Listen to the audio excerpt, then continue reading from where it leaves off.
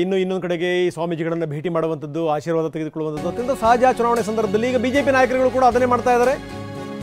BJP ಈಗ ಈ ಮುಖಾಂತರ ಒಕ್ಕಲಿಗ ಅಸ್ತ್ರವನ್ನು ಪ್ರಯೋಗಿಸ್ತಾ ಇದೆ. ಬಿಜೆಪಿ ಜೆಡಿಎಸ್ ಒಕ್ಕಲಿಗ ನಾಯಕರು ಇವತ್ತು ಆದಿಚುಂಚನಗಿರಿ ಮಠಕ್ಕೆ ಭೇಟಿ ಕೊಡ್ತಾರೆ. ನಿರ್ಮಲಾನಂದ ಶ್ರೀಗಳನ್ನು ಭೇಟಿ ಮಾಡ್ತಾರೆ. ಬಿಜೆಪಿ ನಾಯಕರು, ಜೆಡಿಎಸ್ ನಾಯಕರು ಅವರ ಆಶೀರ್ವಾದವನ್ನು ಕೋರ್ತಾರೆ. ಇವತ್ತು ಬೆಂಗಳೂರಿನ ವಿಜಯನಗರದಲ್ಲಿರುವಂಥ ಶಾಖಾ ಮಠಕ್ಕೆ ಭೇಟಿ ಕೊಟ್ಟು ಆಶೀರ್ವಾದವನ್ನು ಪಡಿತಾರೆ. ಮಾಜಿ ಸಿಎಂ ಸದಾನಂದ ಗೌಡರು, ಆರ್ ಅಶೋಕ್ ವಿರೋಧ ಪಕ್ಷದ ನಾಯಕ, ಇನ್ನು ಶೋಭಾ ಕರಂದ್ಲಾಜೆ ಬೆಂಗಳೂರು ಉತ್ತರದಿಂದ ಕಣಕ್ಕಿಳಿದಿರುವಂತಹ ಶೋಭಾ ಕರಂದ್ಲಾಜೆ, ಮಲ್ಲೇಶ್ವರಂ ಕ್ಷೇತ್ರದ ಶಾಸಕ ಡಾಕ್ಟರ್ CN ಅಶ್ವಥ್ ನಾರಾಯಣ್, ಜೊತೆಗೆ ಜೆಡಿಎಸ್ ನಾಯಕರುಗಳು ಕುಮಾರಸ್ವಾಮಿ ಅವರು, GT ದೇವೇಗೌಡರು ಇವರೆಲ್ಲರೂ ಕೂಡ ಹೋಗಿ ಸ್ವಾಮೀಜಿಗಳನ್ನು ಭೇಟಿ ಮಾಡಿ ಅವರ ಆಶೀರ್ವಾದವನ್ನು ಪಡಿತಾರೆ. ಇವತ್ತು ಆದಿಚುಂಚನಗಿರಿ ಮಠ ಏನಿದೆ ವಿಜಯನಗರದಲ್ಲಿ ಶಾಖಾ ಮಠ, ಆ ಮಠಕ್ಕೆ ಭೇಟಿ ಕೊಟ್ಟು ಸ್ವಾಮೀಜಿಗಳ ಆಶೀರ್ವಾದವನ್ನು ಪಡಿತಾ ಇದ್ದಾರೆ. ಸೊ ಈ ಮುಖಾಂತರ ಏನು ಅಂದರೆ ಬೇರೆ ಬೇರೆ ಸಂದೇಶಗಳು ರವಾನೆ ಆಗಬೇಕು. ಒಂದು, ನಾವೆಲ್ಲರೂ ಕೂಡ ಒಗ್ಗಟ್ಟಾಗಿದ್ದೀವಿ ಎನ್ನುವಂಥ ಸಂದೇಶವನ್ನು BJP ನಾಯಕರು ಮತ್ತು JDS ನಾಯಕರು ಪದೇ ಪದೇ ರವಾನಿಸುವಂಥ ಪ್ರಯತ್ನವನ್ನು ಮಾಡ್ತಾನೆ ಇದ್ದಾರೆ. ಆದರೆ ಬೇರೆ ಬೇರೆ ಕ್ಷೇತ್ರಗಳಲ್ಲಿ ಯಾರ್ಯಾರು ಹೆಂಗೆ ವಿಮುಖರಾಗಿದ್ದಾರೆ, ಯಾರ್ಯಾರ ಕ್ಷೇತ್ರದಲ್ಲಿ ಇದ್ದೂ ಕೂಡ ಒಬ್ಬರೊಬ್ಬರು ಭೇಟಿ ಮಾಡ್ತಾ ಇಲ್ಲ, ಅದೆಲ್ಲವನ್ನು ಕೂಡ ನಾವು ನೋಡ್ತಾ ಇದ್ದೀವಿ. ಆದರೆ ಒಟ್ಟೊಟ್ಟಿಗೆ ಸ್ವಾಮೀಜಿಗಳನ್ನು ಭೇಟಿ ಮಾಡೋದ್ರ ಮುಖಾಂತರ, ಆಶೀರ್ವಾದವನ್ನು ಕೇಳೋ ಮುಖಾಂತರ ಒಗ್ಗಟ್ಟಿನ ಸಂದೇಶವನ್ನು ರವಾನಿಸಬೇಕು ಅಂತ ನಾಯಕರು ತೀರ್ಮಾನ ಮಾಡಿದ್ದಾರೆ.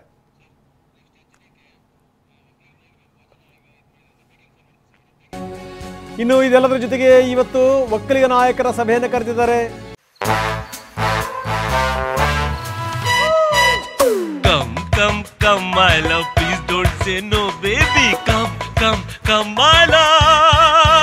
ವಿ-ಗಾರ್ಡ್ ನ air coolers extra large cooling pad ನೊಂದಿಗೆ ಇದು ಎಂತೆಂಥವರನ್ನು ಕೂಲ್ ಆಗಿಸುತ್ತೆ. V Guard air coolers, long lasting cooling. ಮಾಜಿ ಮುಖ್ಯಮಂತ್ರಿ HD ಕುಮಾರಸ್ವಾಮಿ ಅವರು ಊಟಕ್ಕೆ ಕರೆದಿದ್ದಾರೆ. ಹಳೆ ಮೈಸೂರು ಭಾಗದ ಒಕ್ಕಲಿಗ ಮತಗಳು ಅದರ ಮೇಲೆ ಕಣ್ಣಿಟ್ಟಿರುವಂಥ ಕುಮಾರಸ್ವಾಮಿ, ಇದರಿಂದ JDSಗೆ BJPಗೆ ದೋಸ್ತಿಗಳಿಗೆ ಲಾಭ ಆಗಬೇಕು. ಈ ಒಡಕು ತೊಡಕುಗಳು ಏನೇನು ಇದೆಯಲ್ಲ ಅದೆಲ್ಲವೂ ಕೂಡ ದೂರ ಆಗಬೇಕು. ಹೀಗಾಗಿ ಬಿಡದಿಯಲ್ಲಿರುವಂಥ ಅವರ ತೋಟದ ಮನೆಯಲ್ಲಿ ಇವತ್ತು ಊಟಕ್ಕೆ ಕರೆದಿದ್ದಾರೆ. ಹಲವಾರು ಜನ ನಾಯಕರುಗಳು ಬರ್ತಾರೆ, ಮೈಸೂರು ಭಾಗದ ನಾಯಕರುಗಳು. ಹೇಳಿ ಕೇಳಿ ಏನು ಅಂದರೆ ಹಬ್ಬ ಆದಮೇಲೆ ಈ ಹೊಸ ತೊಡಕು ಇರುತ್ತೆ.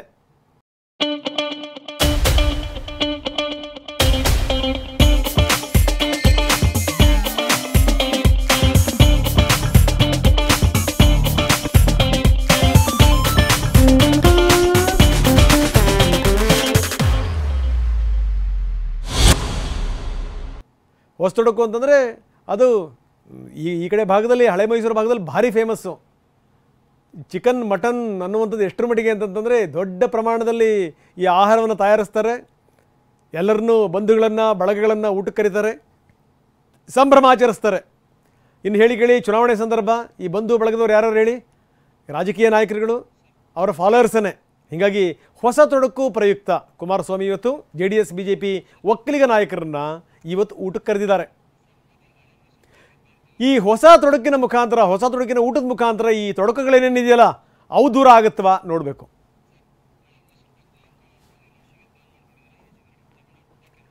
ಇನ್ನು ಕೇವಲ ಇಷ್ಟು ಮಾತ್ರ ಅಲ್ಲ, ಹಳೆ ಮೈಸೂರು ಭಾಗದಲ್ಲಿ ಒಂದ್ಸರಿ ಮೋದಿ ಅವ್ರನ್ನ ಕರೆಸಬೇಕು, ರೋಡ್ ಶೋ ಮಾಡಬೇಕು.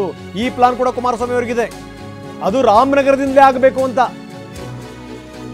ಹೊಸ ಸೂತ್ರ ಏನಪ್ಪಾ ಅಂದರೆ ಪ್ರಧಾನಿ ಮೋದಿ ಅವ್ರನ್ನ ಕರೆಸಬೇಕು, ರಾಮನಗರದ ಭಾಗದಲ್ಲಿ ರೋಡ್ ಶೋ ಮಾಡಿಸ್ಬೇಕು, ಮಹಾ ಸಮಾವೇಶ ಮಾಡಬೇಕು, 10 ಲಕ್ಷ ಜನರನ್ನು ಆಹ್ವಾನಿಸಬೇಕು. ಈ ಮುಖಾಂತರ ನಮ್ಮ ಶಕ್ತಿ ಸಾಮರ್ಥ್ಯ ಏನು ಅನ್ನೋದನ್ನು ತೋರಿಸ್ಕೊಡ್ಬೇಕು. ಇದರಿಂದ 2 ಉಪಯೋಗಗಳಿದೆ. ಒಂದು, ಈ ಕಡೆ ಭಾಗದ ಒಕ್ಕಲಿಗ ಮತಗಳನ್ನು ಗಟ್ಟಿಗೊಳಿಸುವಂಥದ್ದು. ಒಂದು ಕಡೆಗೆ ಮೋದಿ ಬಂದರು ಅಂದರೆ ಅಕ್ಕಪಕ್ಕದ 2-3 ಜಿಲ್ಲೆಗಳ ಮೇಲೆ ಅದರ ಪರಿಣಾಮ ಆಗುತ್ತೆ. ಹಿಂದೆ ಮೈಸೂರಿಗೆ ಬಂದಂಥ ಪ್ರಧಾನಿ ಮೋದಿ ಒಂದು ಆವಾಗ ಚುನಾವಣೆಯಲ್ಲಿ ಸ್ಪರ್ಧೆಗೆ ನಿಂತ ಪ್ರತಾಪ್ ಸಿಂಹ ಪರ ಮತ ಕೇಳಿ ಅಂಬರೀಷ್ ಅವರ ಹೆಸರನ್ನು ಹೇಳಿದರು, ಸುಮಲತಾ ಅವರಿಗೆ ನಮ್ಮ ಬೆಂಬಲ ಇದೆ ಅನ್ನುವಂಥ ಮಾತನ್ನು ಹೇಳಿದರು.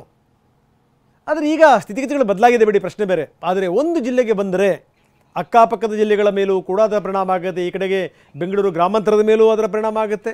ರಾಮನಗರಕ್ಕೆ ಬಂದರೆ ಆ ಕಡೆಗೆ ಮಂಡ್ಯದ ಮೇಲೂ ಕೂಡ ಪರಿಣಾಮ ಆಗುತ್ತೆ. ಬನ್ನಿ ನಮ್ಮ ಪ್ರತಿನಿಧಿ ಕಿರಣ್ ಈಗ ನಮ್ಮೊಂದಿಗೆ ನೇರ ಸಂಪರ್ಕದಲ್ಲಿದ್ದಾರೆ. ಕಿರಣ್, ನಾವು ಮೂರು ಸಂಗತಿಗಳನ್ನು ಹೇಳಿದ್ವಿ. ಎಷ್ಟರ ಮಟ್ಟಿಗೆ ಒಂದು ಈ ಒಕ್ಕಲಿಗ ಮತಗಳನ್ನು ಸೆಳೆಯಕ್ಕೆ ತಂತ್ರಗಾರಿಕೆ ನಡೀತಾ ಇದೆ. ಇವತ್ತು ಹಿಂಡು ದಂಡು ಹೋಗಿ ಇವತ್ತು ಒಕ್ಕಲಿಗ ಸ್ವಾಮೀಜಿಗಳಿಗನ್ನ ಭೇಟಿ ಮಾಡ್ತಾರೆ, ಅವರಿಂದ ಆಶೀರ್ವಾದ ಪಡಿತಾರೆ. ನಂಬರ್ 1. ನಂಬರ್ 2, ಒಕ್ಕಲಿಗ ಮತಗಳನ್ನು ಸೆಳೆಯಲಿಕ್ಕೆ ಬಿಜೆಪಿ ಮತ್ತು JDS ನಾಯಕರನ್ನ ಇವತ್ತು ಈ ಹೊಸ ತೊಡಕು ನೆಪದಲ್ಲಿ ಕುಮಾರಸ್ವಾಮಿ ಅವರು ಊಟಕ್ಕೆ ಕರೀತಾ ಇದ್ದಾರೆ. ಈ ಮುಖಾಂತರ ಏನು ಅಂದರೆ ತಮ್ಮ ಒಗ್ಗಟ್ಟೇನು ಅಂತ ಪ್ರದರ್ಶನ ಮಾಡಬೇಕು ಅನ್ನುವಂಥ ಮನೆ. ನಂಬರ್ 2. ನಂಬರ್ 3, ಪ್ರಧಾನಮಂತ್ರಿಗಳನ್ನೇ ಕರೆಸಬೇಕು ರಾಮನಗರಕ್ಕೆ ಅಂತ. ಈ ಮುಖಾಂತರ ಈ ಮಂಡ್ಯಕ್ಕೆ ಹೆಲ್ಪ್ ಆಗೋದ್ರ ಜೊತೆಗೆ ಈ ಬೆಂಗಳೂರು ಗ್ರಾಮಾಂತರಕ್ಕೂ ಹೆಲ್ಪ್ ಆಗುತ್ತೆ, ಬೇರೆ ಬೇರೆ ಜಿಲ್ಲೆಗಳಿಗೂ ಹೆಲ್ಪ್ ಆಗುತ್ತೆ. ನಮ್ಮ ಸಾಮರ್ಥ್ಯ ಏನು ಅಂತ 10 ಲಕ್ಷ ಜನರನ್ನು ಸೇರಿಸೋ ಮುಖಾಂತರ ನಾವು ತೋರಿಸ್ತೀವಿ ಅನ್ನುವಂಥ ಒಂದು ನಿರ್ಧಾರ ಕುಮಾರಸ್ವಾಮಿ ಅವ್ರದ್ದು. ಏನೇನು ನಡೀತಾ ಇದೆ ಹಾಗಾದರೆ ಈ ಹಳೆ ಮೈಸೂರು ಭಾಗದಲ್ಲಿ?